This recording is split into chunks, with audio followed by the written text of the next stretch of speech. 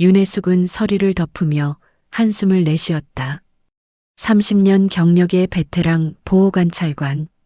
정년 퇴직까지 딱 1년. 그녀는 이제 마지막 대상자 한 명만 남겨두고 있었다. 박인수, 67세, 폭행죄로 집행유예 2년. 혜숙은 서류를 다시 펼쳤다. 피해자는 최동철, 66세. 박인수와 40년 지기 친구였다. 40년을 함께한 친구를 때렸다니. 혜숙은 고개를 저었다. 노년의 폭력 사건은 늘 복잡했다. 그 안에는 오랜 세월이 쌓여 있고 그 무게는 쉽게 풀리지 않았다. 사무실 문이 열렸다.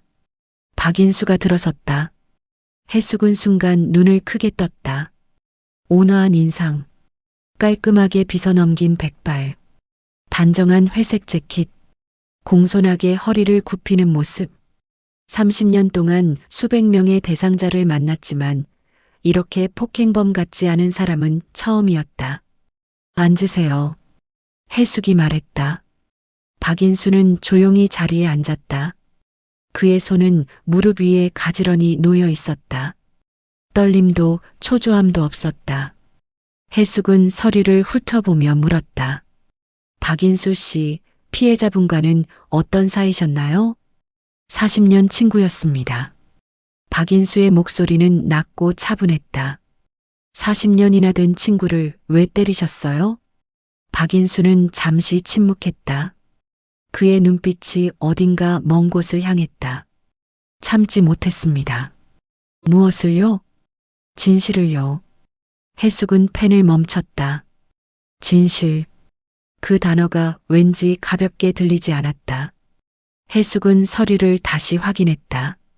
사건 당시 박인수는 최동철을 수차례 폭행했다. 진단서상 전치 3주. 하지만 이상한 점이 있었다. 최동철은 처음엔 합의를 거부했다가 갑자기 마음을 바꿔 처벌불원 의사를 밝혔다.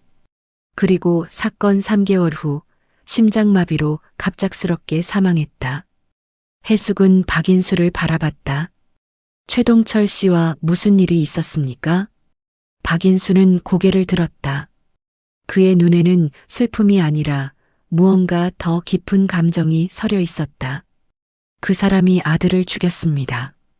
혜숙은 숨이 멎는 듯했다. 뭐라고요? 제 아들을요. 박인수의 목소리는 여전히 담담했다. 감정의 폭발도 분노도 없었다.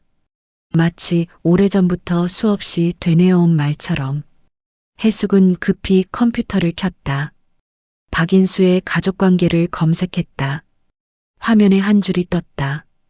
박민호, 67년생, 사망. 사망 날짜는 30년 전이었다. 혜숙은 박인수를 다시 봤다. 아드님이 30년 전에 돌아가셨네요. 예. 그런데 왜 이제 와서 최동철 씨를 때리신 겁니까? 박인수는 주먹을 쥐었다가 펼쳤다. 30년 동안 몰랐습니다. 무엇을요? 그 사람이 진실을 숨기고 있었다는 걸요. 혜숙은 등골이 서늘해지는 것을 느꼈다. 30년. 30년 동안 숨겨진 진실이 있었다. 그리고 그 진실이 밝혀진 순간 40년 우정은 폭력으로 끝났다. 박인수는 천천히 일어섰다. 오늘은 이만 가보겠습니다. 잠깐만요. 혜숙이 그를 불렀다. 아드님은 어떻게 돌아가신 겁니까? 박인수는 문 앞에서 멈춰섰다. 등을 보인 채로 말했다. 익사사고였습니다. 적어도 저는 그렇게 알고 있었습니다. 그는 문을 열고 나갔다. 혜숙은 멍하니 빈 의자를 바라봤다. 적어도 그렇게 알고 있었다. 그 말은 진실이 따로 있다는 뜻이었다. 혜숙은 오후 내내 박민호의 사망 기록을 뒤졌다. 30년 전 신문 기사가 떴다. 대학생 익사사고, 박민호 19세 계곡에서 시신 발견. 기사는 짧았다. 단순 익사사고로 결론 났다. 하지만 혜숙의 눈에 한 문장이 들어왔다. 사고 당시 함께 있었던 친구 최준혁 20세는 충격으로 말을 잇지 못하고 있다. 최준혁? 최동철의 아들이었다. 해숙은 천천히 의자에 기댔다. 30년 전 그날 계곡에는 2명의 청년이 있었다. 한 명은 죽었고 한 명은 살았다. 그리고 30년 후 살아남은 청년의 아버지는 죽은 청년의 아버지에게 맞았다. 해숙은 창밖을 바라봤다. 저녁 햇살이 사무실을 물들이고 있었다. 정년까지 1년. 평온하게 마무리하고 싶었다. 하지만 이 사건은 달랐다. 30년 동안 묻혀있던 무언가가 수면 위로 떠오르고 있었다. 그리고 그 무게는 두 노인의 인생을 짓누르고 있었다. 해숙은 다시 서류를 펼쳤다. 박인수의 다음 면담은 2주 후였다. 그때까지 진실의 조각을 맞춰야 했다. 40년 우정이 무너진 이유, 30년 동안 숨겨진 진실, 그리고 노인의 눈에 서려 있던 그 깊은 슬픔의 정체. 해숙은 작은 목소리로 중얼거렸다. 도대체 30년 전 그날 무슨 일이 있었던 걸까? 해숙은 이틀 동안 30년 전 기록을 파헤쳤다. 박민호 익사 사고 관련 서류는 놀라울 정도로 간단했다. 경찰 조사 보고서 3장, 목격자 진술서 1장, 부검 소견서 1장, 결론은 한 줄이었다. 단순 익사 사고. 하지만 해숙의 눈에는 이상한 점들이 보이기 시작했다. 첫째, 박민호는 고등학교 때 수영부였다. 둘째, 사고 당일 함께 있었던 최준혁의 진술은 지나치게 짧았다. 민호가 혼자 물에 들어갔습니다. 저는 옷을 갈아입고 있었습니다. 비명 소리를 듣고 달려갔을 때는 이미 늦었습니다. 그게 전부였다. 해숙은 진술서를 덮었다. 무언가 빠져 있었다. 30년 전 그날의 진실이. 해숙은 최준혁을 찾기로 했다. 인터넷 검색 결과 최준혁은 현재 49세로 중견 건설회사 대표였다. 회사 홈페이지에는 그의 사진이 있었다. 단정한 정장 차림에 온화한 미소. 성공한 사업가의 전형적인 모습이었다. 해숙은 회사로 전화를 걸었다. 비서가 받았다. 최준혁 대표님과 통화하고 싶은데요. 어떤 용건이신가요? 보호관찰소입니다. 박민호 씨 관련해서 여쭤볼 게 있어서요. 잠시 침묵이 흘렀다. 비서의 목소리가 조심스러워졌다. 잠시만 기다려 주십시오. 5분 후 최준혁이 직접 전화를 받았다. 여보세요. 그의 목소리는 떨리고 있었다. 이틀 후 해숙은 최준혁의 회사 사무실에 앉아 있었다. 넓은 사무실, 큰 창으로 들어오는 햇살, 깔끔하게 정돈된 책상. 최준혁은 해숙 맞은편에 앉았다. 그의 손은 책상 위에서 가볍게 떨리고 있었다. 박민호는 제 절친이었습니다. 최준혁이 먼저 입을 열었다. 30년이 지났지만 하루도 잊은 적이 없습니다. 해숙은 조심스럽게 물었다. 그날 정말 박민호 씨가 혼자 물에 들어간 건가요? 최준혁의 얼굴이 굳었다. 왜 그걸 묻습니까? 박인수 씨가 당신 아버지를 폭행한 이유를 알고 싶어서요. 최준혁은 깊은 한숨을 내쉬었다. 아버지 말씀이신가요? 예.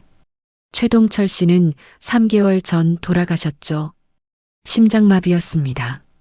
최준혁의 목소리가 낮아졌다. 하지만 저는 압니다. 아버지가 30년 동안 병을 앓고 계셨다는 걸요. 해숙은 고개를 갸웃했다. 무슨 병이요? 죄책감이요. 최준혁은 책상 서랍을 열었다. 낡은 봉투 하나를 꺼냈다. 아버지가 돌아가시기 2주 전에 이걸 주셨습니다. 봉투에는 인수에게라고 적혀 있었다. 해숙은 봉투를 받아들었다. 이게 뭔가요? 편지입니다. 아버지가 박인수 아저씨에게 쓴 편지요. 읽어봐도 될까요? 최준혁은 고개를 끄덕였다. 그러세요. 어차피 박인수 아저씨에게 전해드려야 할 편지니까요. 해숙은 봉투를 열었다. 오래된 편지지에는 떨리는 글씨가 빼곡했다. 인수야. 30년을 숨기고 살았지만 이젠 말해야겠다. 그날 민호를 물에 빠뜨린 건 내 아들 준혁이었다. 장난이 심해져서 밀었는데 민호가 머리를 부딪혔고 의식을 잃었다. 나는 내 아들을 살리지 못했다. 대신 내 아들을 살렸다. 경찰에게 거짓말을 했다. 준혁이가 감옥에 가면 그 앤 끝장이라고 생각했다. 미안하다. 30년 동안 내 옆에서 웃으며 살았지만 나는 단 하루도 편하게 잠든 적이 없다. 용서를 구하지 않는다. 그럴 자격이 없으니까. 다만 진실만은 말하고 싶었다. 민호는 내가 생각하는 것처럼 평화롭게 간 게 아니다. 내 아들 때문에 죽었다. 최동철. 해숙은 손이 떨렸다. 편지를 읽는 내내 숨이 막혔다. 해숙은 천천히 편지를 내려놓았다. 최준혁은 창밖을 바라보고 있었다.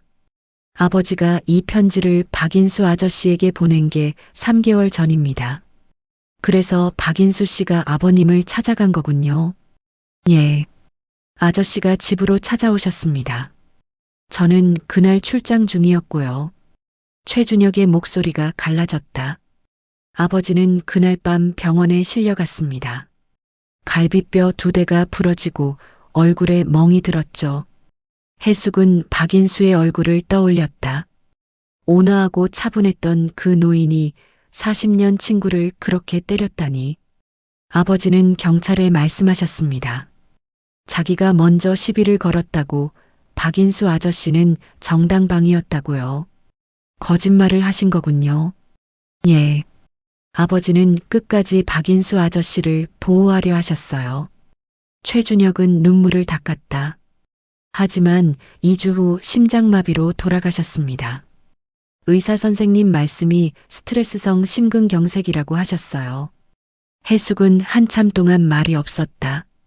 30년 동안 진실을 숨기고 산 아버지. 진실을 알고 친구를 때린 또 다른 아버지. 그리고 그 사이에서 죽은 19살 청년. 해숙은 최준혁을 봤다. 당신은 그날 일을 기억하나요? 최준혁은 고개를 숙였다. 매일 밤 꿈에 봅니다. 말씀해 주실 수 있나요? 최준혁은 떨리는 목소리로 말했다. 그날 저희는 계곡에 놀러 갔습니다. 민호 형이 제 기분을 풀어주려고 했어요. 당시 저희 집이 어려웠거든요. 아버지 사업이 안 좋아서요. 그는 잠시 말을 멈췄다. 물장난을 하다가 제가 형을 밀었습니다. 그냥 장난이었어요.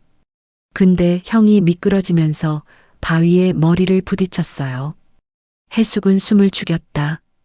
형은 물속으로 가라앉았고 저는 겁이 나서 멍하니 서 있었습니다. 그때 아버지가 오셨어요. 최준혁의 눈에서 눈물이 흘렀다. 아버지는 물속으로 뛰어들었지만 이미 늦었습니다. 형은 의식이 없었어요. 그 다음엔요? 아버지가 제게 말씀하셨습니다. 내가 민호를 밀었다는 말은 절대 하지 말라고요. 너까지 망치면 안 된다고요. 최준혁은 고개를 저었다. 저는 그날 이후 단 하루도 편하게 살지 못했습니다. 민호 형을 죽인 건 저인데 아무 벌도 받지 않았으니까요. 해숙은 가슴이 먹먹해졌다. 두 아버지는 각자의 방식으로 아들을 지키려 했다. 한 명은 진실을 숨기며 죄책감에 시달렸고 한 명은 진실을 몰라 30년을 살았다. 해숙은 회사를 나섰다. 손에는 최동철의 편지가 들려 있었다. 저녁 바람이 차가웠다. 해숙은 하늘을 올려다봤다. 박인수는 이 편지를 읽고 무슨 생각을 했을까? 40년 친구가 30년 동안 거짓말을 했다는 걸 알았을 때 그는 어떤 심정이었을까? 해숙은 천천히 걸었다. 다음 주 박인수를 다시 만나야 했다. 그에게 이 편지를 보여주고 그날의 진실을 들어야 했다. 하지만 해숙은 두려웠다. 30년 만에 밝혀진 진실이 노인에게 어떤 상처를 남겼을지, 그리고 그 상처가 아물 수 있을지. 해숙은 작은 목소리로 중얼거렸다. 박인수 씨, 당신은 그날 밤 무슨 생각을 하셨을까요? 해숙은 일주일 내내 잠을 설쳤다. 최동철의 편지를 읽을 때마다 가슴이 답답했다. 30년 동안 숨겨진 진실. 그 무게가 얼마나 무거웠을까. 해숙은 박인수와의 면담을 앞두고 불안했다. 어떻게 시작해야 할까? 어떤 말로 위로해야 할까? 하지만 해숙은 알고 있었다. 이건 위로의 문제가 아니라는 걸. 월요일 오전 박인수가 사무실에 들어왔다. 그는 지난번보다 더 수척해 보였다. 눈 밑에 다크서클이 짙었고 어깨가 축 처져 있었다. 해숙은 조심스럽게 입을 열었다. 앉으세요. 박인수는 천천히 자리에 앉았다. 해숙은 책상 서랍에서 봉투를 꺼냈다. 최동철의 편지였다. 최준혁 씨를 만났습니다. 박인수의 눈빛이 흔들렸다. 이 편지를 받으셨죠? 박인수는 고개를 끄덕였다. 예. 읽고 나서 어떠셨어요? 박인수는 한참 동안 대답하지 않았다. 그의 손이 무릎 위에서 떨리고 있었다. 해숙은 기다렸다. 5분이 지났다. 박인수가 입을 열었다. 처음엔 믿을 수 없었습니다. 그의 목소리는 낮고 떨렸다. 30년 동안 함께 살았는데 그 친구가 거짓말을 했다니. 힘드셨겠어요. 저는 매년 민호제사 때마다 동철이를 불렀습니다. 그 친구는 제 옆에 앉아서 술을 따르고 절을 했어요. 30번이나요. 박인수의 눈에 눈물이 맺혔다. 그때마다 그 친구는 뭘 생각했을까요? 자기 아들 때문에 죽은 아이 앞에서 절을 하면서요. 해숙은 가슴이 먹먹해졌다. 편지를 받고 바로 최동철 씨를 찾아가셨나요? 예. 참을 수가 없었습니다. 박인수는 눈을 감았다. 그의 입에서 천천히 말이 흘러나왔다. 동철이 집에 갔을 때 그 친구는 마당에 앉아 있었습니다. 저를 보더니 일어나지도 않았어요. 그냥 고개만 숙이고 있었죠. 해숙은 숨을 죽이고 들었다. 저는 물었습니다. 왜 30년 동안 숨겼냐고, 왜 제게 거짓말을 했냐고요. 박인수의 목소리가 떨렸다. 동철이가 말했습니다. 준혁이를 살려야 했다고, 그 애가 감옥에 가면 인생이 끝장난다고요. 그래서요? 저는 참을 수가 없었습니다. 박인수는 주먹을 쥐었다. 그 친구 멱살을 잡았습니다. 넌 아버지였고 나도 아버지였다고. 근데 넌 내 아들만 살렸다고. 내 민호는 어떻게 하냐고 소리쳤어요. 박인수는 눈물을 닦았다. 그리고 때렸습니다. 한 대, 두 대, 몇 대나 때렸는지 모르겠어요. 해숙은 박인수의 손을 봤다. 주먹 자국이 아직 남아 있었다. 동철이는 막지 않았습니다. 그냥 맞았어요. 피를 흘리면서도 저를 쳐다보지 않았어요. 뭐라고 하셨나요? 때려, 죽여도 좋아. 난 이미 30년 동안 죽어 있었어. 라고 했습니다. 박인수는 고개를 떨궜다. 그 말을 듣는 순간 제 주먹이 멈췄습니다. 해숙은 조심스럽게 물었다. 왜요? 그 친구 목소리가 너무 슬펐으니까요. 박인수는 한숨을 내쉬었다. 저는 깨달았습니다. 그 친구도 30년 동안 고통받았다는 걸요. 아들을 지키기 위해 거짓말을 했지만 그 거짓말이 친구를 죽였다는 걸 알고 있었던 거예요. 해숙은 가만히 박인수를 바라봤다. 그래도 용서가 안 되셨을 텐데요. 예. 용서는 안 됐습니다. 박인수의 목소리는 단호했다.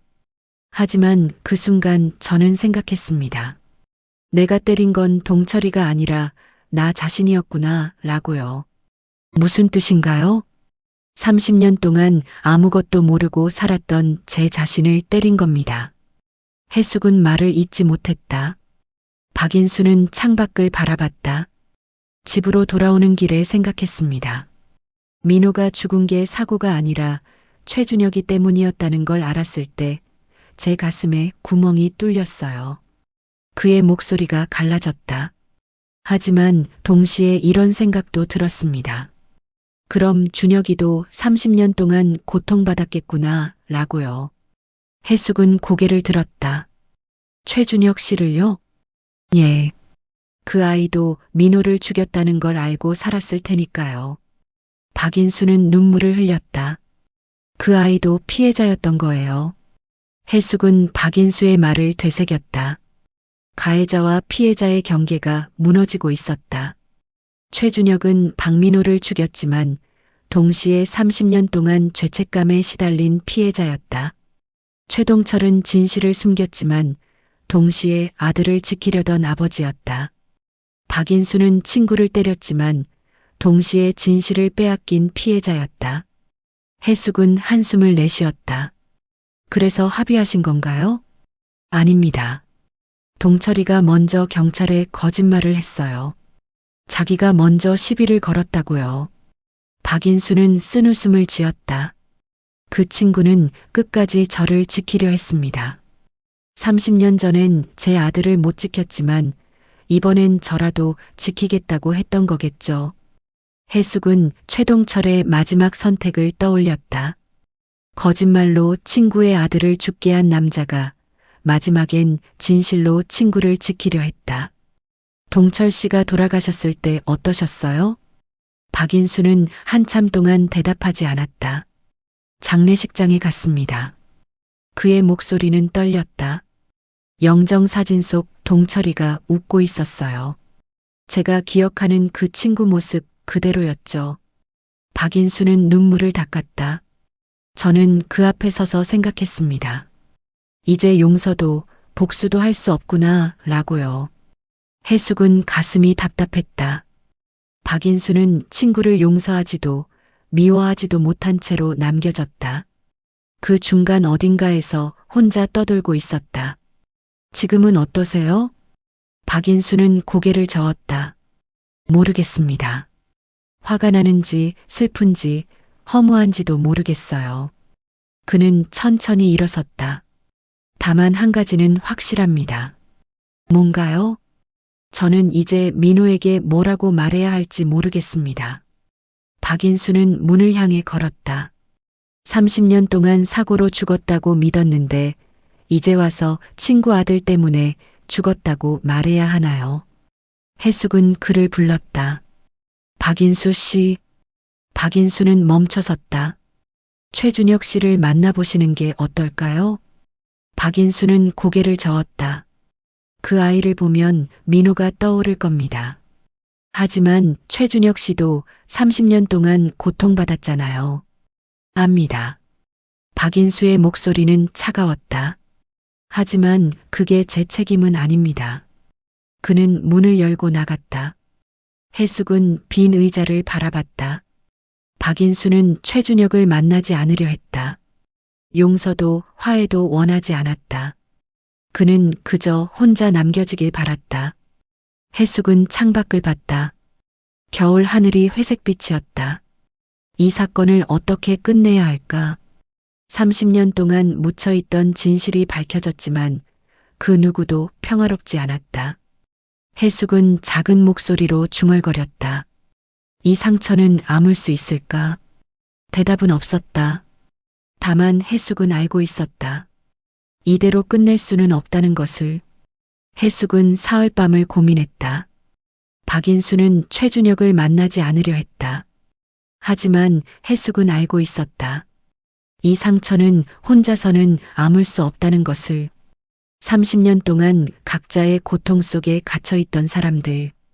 이제는 마주 봐야 할 때였다. 해숙은 다시 최준혁에게 전화를 걸었다. 한 가지 부탁이 있습니다. 말씀하세요. 박민호 씨 유품 중에 남아있는 게 있나요? 최준혁은 잠시 침묵했다. 왜 그걸 물으시죠? 박인수 씨에게 필요할 것 같아서요. 또 한 번 침묵이 흘렀다. 일기장이 있습니다. 해숙의 심장이 뛰었다. 이틀 후 최준혁이 해숙의 사무실을 찾아왔다. 그의 손에는 낡은 노트가 들려 있었다. 표지가 색바랜 대학 노트였다. 이게 민호 형 일기장입니다. 최준혁의 목소리가 떨렸다. 어떻게 가지고 계셨어요? 아버지 유품을 정리하다가 발견했습니다. 최준혁은 노트를 책상 위에 내려놓았다. 아버지가 30년 동안 간직하고 계셨어요. 해숙은 조심스럽게 노트를 펼쳤다. 빼곡한 글씨가 눈에 들어왔다. 젊은이의 글씨였다. 힘차고 또렷했다. 해숙은 마지막 장을 펼쳤다. 사망 하루 전 박민호가 쓴 글이었다. 9월 15일. 내일 준혁이랑 계곡 간다. 준혁이가 요즘 많이 힘들어 보인다. 아버지 사업이 어렵다고 했다. 얼굴에 웃음이 없다. 내가 좀 웃겨줘야겠다. 친구 좋다는 게 이런 거겠지. 힘들 때 옆에 있어주는 것. 내일은 실컷 놀아야지. 해숙은 숨이 막혔다. 박민호는 친구를 위로하려고 계곡에 간 것이었다. 그리고 그곳에서 죽었다. 해숙은 최준혁을 봤다. 그의 눈에서 눈물이 흐르고 있었다. 저는 30년 동안 몰랐습니다. 최준혁의 목소리가 떨렸다. 민호 형이 저를 걱정해줬다는 걸요. 해숙은 일기장 아래 페이지를 넘겼다. 거기에는 다른 필체의 글이 있었다. 떨리는 글씨였다. 민호야, 미안하다. 넌 우리 준혁이를 웃겨주려 했는데 우린 널 죽였구나. 나는 내 아버지 인수에게 거짓말을 했다. 준혁이를 지키기 위해서였다. 하지만 그게 옳은 일이었는지 모르겠다. 매년 내 제사에 가서 절을 할 때마다 가슴이 찢어졌다. 용서해다오. 아저씨는 이제 곧 너를 만나러 갈 것 같구나. 그때 용서를 구하마. 최동철. 해숙은 일기장을 덮었다. 최동철은 30년 동안 이 일기장을 간직하며 속죄했던 것이다. 해숙은 박인수에게 전화를 걸었다. 박인수 씨, 한 가지 보여드릴 게 있습니다. 무엇입니까? 민호 씨의 일기장입니다. 박인수는 한참 동안 대답하지 않았다. 어디서 구하셨습니까? 최준혁 씨가 가져왔습니다. 최동철 씨 유품 속에 있었다고 합니다. 동철이가요? 예. 30년 동안 간직하고 계셨답니다. 또 한 번 침묵이 흘렀다. 내일 오시겠습니까? 박인수의 목소리가 작아졌다. 예. 가겠습니다. 다음 날 오전 박인수가 사무실에 들어왔다. 그는 평소보다 일찍 왔다. 해숙은 책상 위에 일기장을 올려놓았다. 박인수는 멈춰섰다. 그의 눈빛이 흔들렸다. 이게요? 예. 민호 씨가 쓰신 일기장입니다. 박인수는 천천히 다가왔다. 떨리는 손으로 일기장을 집어들었다. 표지를 쓰다듬었다. 민호 글씨네요. 그의 목소리가 갈라졌다. 해숙은 조용히 자리를 비켜줬다. 박인수는 일기장을 펼쳤다. 박인수는 한참 동안 일기를 읽었다. 그의 손이 계속 떨렸다. 마지막 장에 다다랐을 때 그는 소리 없이 울었다. 눈물이 일기장 위로 떨어졌다. 해숙은 옆에 조용히 앉아 기다렸다. 10분이 지났다. 박인수는 일기장을 덮었다. 우리 민호는 끝까지 착한 아이였네요. 그의 목소리는 떨렸지만 따뜻했다. 준혁이를 걱정하면서 갔구나. 박인수는 눈물을 닦았다. 저는 30년 동안 민호가 외로웠을 거라고 생각했습니다. 혼자 물에 빠져 죽었다고 믿었으니까요. 그는 고개를 들었다. 하지만 민호는 친구를 생각하며 갔네요. 해숙은 조심스럽게 물었다. 최준혁 씨를 만나보시겠어요? 박인수는 한참 동안 대답하지 않았다. 창밖을 바라봤다. 겨울 햇살이 사무실을 비추고 있었다. 그 아이도 30년 동안 고통받았겠죠. 예. 매일 밤 악몽을 꾼다고 했습니다. 박인수는 한숨을 내쉬었다.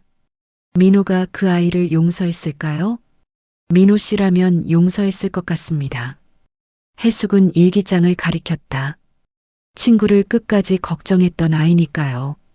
박인수는 고개를 끄덕였다. 그렇겠죠. 우리 민호는 그런 아이였으니까요. 사흘 후 해숙의 사무실에 두 사람이 마주 앉았다. 박인수와 최준혁이었다. 분위기는 무거웠다. 최준혁은 고개를 들지 못했다. 박인수는 그를 바라봤다. 한참의 침묵이 흘렀다. 최준혁이 먼저 입을 열었다. 아저씨, 죄송합니다. 그의 목소리는 떨렸다. 30년 동안 말씀드리고 싶었습니다. 하지만 용기가 없었어요. 박인수는 대답하지 않았다. 최준혁은 눈물을 흘렸다. 민호 형은 저를 웃기려고 계곡에 갔는데 저는 형을 죽였습니다. 알고 있네. 박인수의 목소리는 낮았다. 하지만 자네도 고통받았다는 것도 알고 있네. 최준혁은 고개를 들었다. 용서해 주시는 건가요? 박인수는 고개를 저었다. 용서는 아직 모르겠네. 그는 일기장을 꺼냈다. 하지만 민호는 자네를 용서했을 거야. 박인수는 일기장을 펼쳤다. 민호는 자네가 힘들 때 옆에 있어주고 싶어 했어. 그게 친구라고 생각했던 거지. 최준혁은 일기를 보며 울었다. 박인수는 천천히 말했다. 민호가 자네를 원망했다면 나도 자네를 용서하지 못했을 거야. 하지만 민호는 끝까지 자네를 걱정했어. 그는 일기장을 덮었다. 그러니 이제 그만 괴로워하게. 최준혁은 눈물을 닦았다. 감사합니다, 아저씨. 박인수는 창밖을 봤다. 다만 한 가지 부탁이 있네. 말씀하세요. 민호를 기억해주게. 계속해서. 박인수의 목소리가 떨렸다. 자네가 행복하게 살면서도 민호를 잊지 않는다면 그게 민호에게 가장 좋은 일일 거야. 최준혁은 고개를 끄덕였다. 평생 잊지 않겠습니다. 형을. 해숙은 두 사람의 모습을 조용히 지켜봤다. 완전한 용서는 아니었다. 완전한 화해도 아니었다. 하지만 첫걸음이었다. 30년 동안 각자의 고통 속에 갇혀있던 사람들이 이제 서로를 바라보기 시작했다. 해숙은 작은 목소리로 중얼거렸다. 이제 시작이구나. 박인수와 최준혁은 천천히 일어섰다. 두 사람은 서로를 보며 고개를 숙였다. 말은 없었지만 그 안에 무언가가 흐르고 있었다. 해숙은 미소 지었다. 희망이 보였다. 6개월이 흘렀다. 해숙은 정년퇴직을 2주 앞두고 있었다. 30년 경력의 마지막을 정리하는 시간이었다. 사무실 책상 위에는 박인수의 보호관찰 종료 서류가 놓여 있었다. 집행유예 기간이 무사히 끝났다. 해숙은 서류에 마지막 도장을 찍으며 미소 지었다. 박인수는 지난 6개월 동안 한 번도 빠지지 않고 면담에 참석했다. 그리고 조금씩 변해갔다. 처음 만났을 때의 수척한 모습은 사라졌다. 눈빛에 생기가 돌았고 말투에 온기가 담겼다. 해숙은 창밖을 바라봤다. 봄 햇살이 따뜻했다. 오후 2시 박인수가 사무실을 찾아왔다. 그는 혼자가 아니었다. 최준혁이 함께 있었다. 해숙은 놀라며 일어섰다. 두 분이 함께 오시다니요. 박인수가 미소 지었다. 오늘이 마지막 면담이라고 하셔서 준혁이도 데려왔습니다. 최준혁은 공손하게 인사했다. 안녕하세요, 관찰관님. 해숙은 두 사람을 바라봤다. 6개월 전만 해도 서로를 마주보기 힘들어했던 사람들이었다. 이제는 나란히 서 있었다. 앉으세요. 해숙이 말했다. 박인수는 가방에서 작은 봉투를 꺼냈다. 관찰관님께 드릴 게 있습니다. 뭔가요? 초대장입니다. 해숙은 봉투를 받아들었다. 박민호 장학재단 출범식이라고 적혀 있었다. 해숙은 눈을 크게 떴다. 장학재단이요? 예. 저와 준혁이가 함께 만들었습니다. 박인수의 목소리는 부드러웠다. 최준혁이 덧붙였다. 어려운 환경의 대학생들을 돕는 재단입니다. 민호 형처럼 따뜻한 마음을 가진 젊은이들을 지원하려고 합니다. 해숙은 가슴이 뜨거워졌다. 좋은 일 하시네요. 박인수는 고개를 끄덕였다. 민호가 살았다면 이렇게 했을 겁니다. 해숙은 두 사람을 번갈아 봤다. 언제부터 이 계획을 세우셨어요? 석 달 전쯤이요. 최준혁이 말했다. 아저씨께서 먼저 제안하셨습니다. 민호 형을 기억하는 방법을 찾자고요. 박인수가 말을 이었다. 처음엔 산소에 비석을 새로 세우려고 했습니다. 하지만 준혁이가 더 좋은 방법을 제안했죠.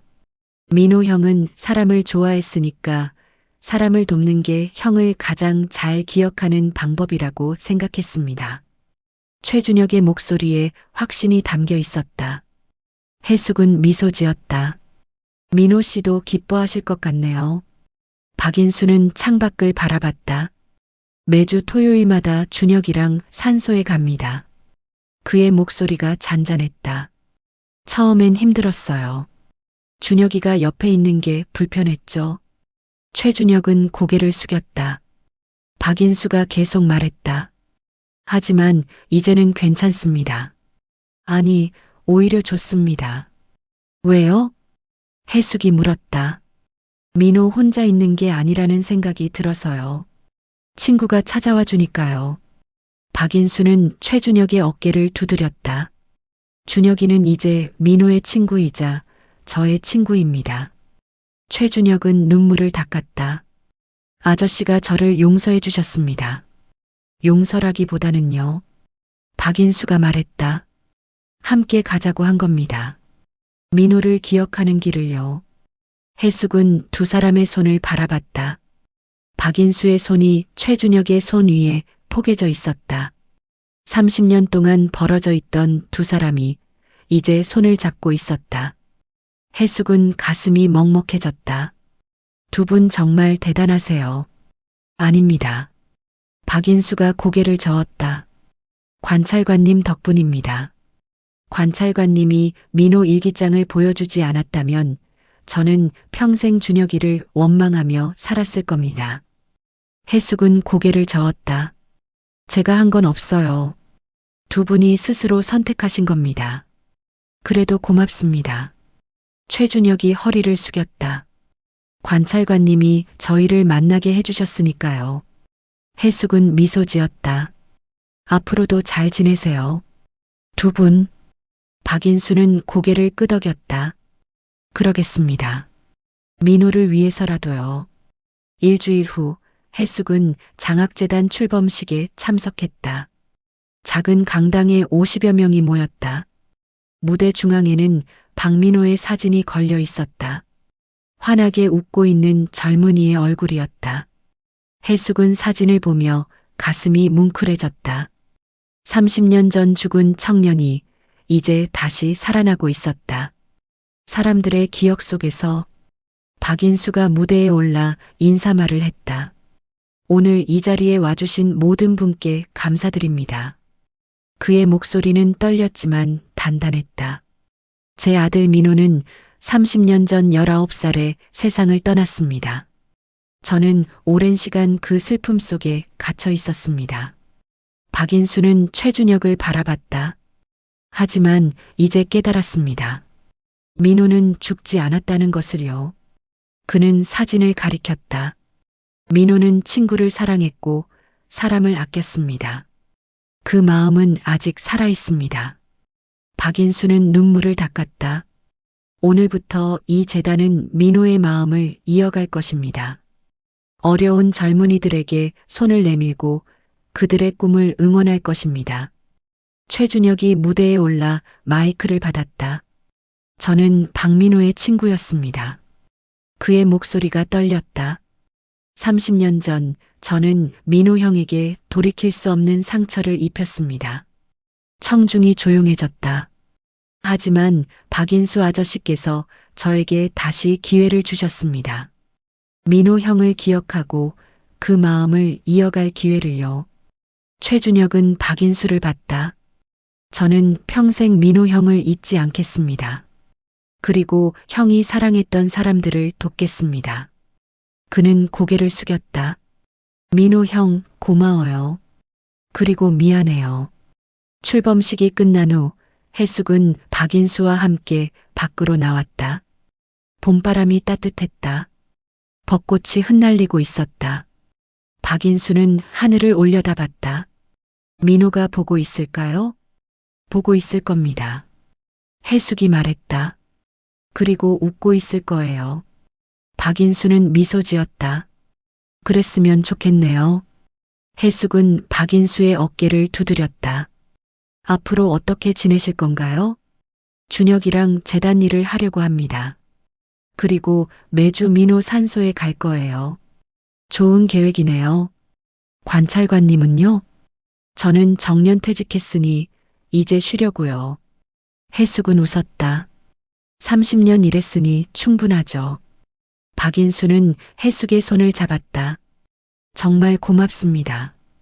관찰관님, 천만에요. 관찰관님이 아니었다면 저는 평생 분노 속에 살았을 겁니다. 박인수의 눈에 눈물이 맺혔다. 하지만 이제 저는 평화롭습니다. 민호도 준혁이도 동철이도 모두 용서했으니까요. 해숙은 고개를 끄덕였다. 그게 가장 중요한 거예요. 용서하고 함께 가는 것. 박인수는 하늘을 다시 올려다봤다. 벚꽃잎이 바람에 날리고 있었다. 민호야, 아빠는 이제 괜찮아. 내 친구 준혁이랑 잘 지내고 있어. 그러니까 편히 쉬렴. 그의 목소리는 따뜻했다. 해숙은 박인수의 뒷모습을 바라봤다. 30년 동안 슬픔에 갇혀있던 아버지가 이제 자유로워지고 있었다. 침묵으로 묶여있던 진실이 풀리고 용서가 시작되었다. 해숙은 작은 목소리로 중얼거렸다. 법은 진실을 찾지만 사람은 서로를 구한다. 그녀는 미소 지었다. 이번에도 사람이 이겼구나. 한 달 후 해숙은 집에서 신문을 읽고 있었다. 사회면에 작은 기사가 실렸다. 박민호 장학재단 첫 장학생 10명 선발. 기사 아래에는 박인수와 최준혁이 장학생들과 함께 찍은 사진이 있었다. 모두 환하게 웃고 있었다. 해숙은 신문을 덮으며 생각했다. 30년 동안 묻혀있던 아픔이 이제 희망으로 피어나고 있었다. 죽음이 끝이 아니라 시작이 되었다. 박민호는 30년 전 떠났지만 지금 다시 살아나고 있었다. 사람들의 기억 속에서, 젊은이들의 꿈 속에서. 해숙은 창밖을 바라봤다. 봄 햇살이 세상을 비추고 있었다. 따뜻하고 부드러웠다. 해숙은 작은 목소리로 말했다. 모두 행복하게 사세요. 바람이 불었다. 벚꽃잎이 하늘로 날아올랐다. 마치 대답하듯이. 구독과 좋아요, 알림 설정은 스토리 제작에 큰 힘이 됩니다. 끝까지 들어주셔서 정말 감사합니다. 더 좋은 인생 사연으로 찾아뵙겠습니다. 스토리쭈 채널 많이 찾아주세요.